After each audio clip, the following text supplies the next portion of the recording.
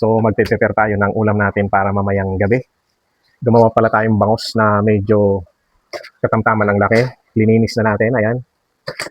Ngayon, ang gagawin natin dito ay, ang tawag na doon? Kalimutan ko na tuloy. Cheesy garlic bangus. Yan, gagawin natin. Yan ang magiging gabihan natin. So, ang gagawin natin dito, hati-hatiin natin kasi ititrito natin to eh. Hati-hatiin natin. Yung medyo katamtaman lang, ayun. Ganitong hati. Ganito. Yan.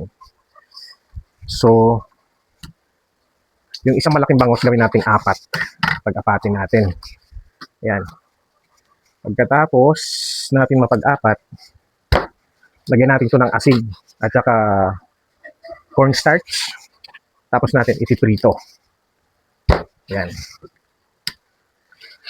Medyo matulis tong chilyo natin. Ayan.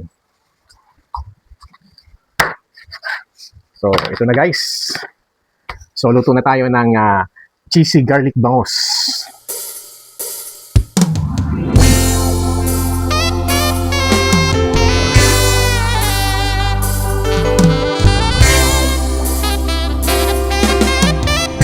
Kamusta ka, aking mahal? Sana ay nasa mabuti ka. Ako'y huwag mong intindihin. Makakaraos din. Nakalimutan ko bumili ng ito pakisa natin. Mga gabi mapanglahat. Dinadaan sa awitin. Nalulungkot kong damdamin. Naaaliw na rin.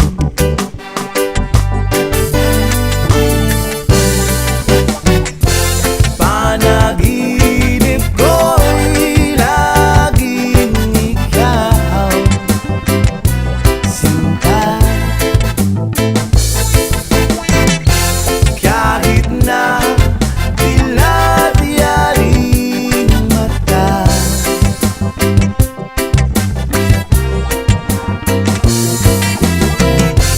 kahit na malayo ka'y para rin kapiling ka,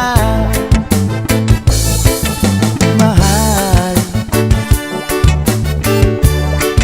Kumusta ka? Malalim pa itong gabi. Oo. Malamig ang simoy ng hangin. At kung mayayakap lamang kita, lamig kay di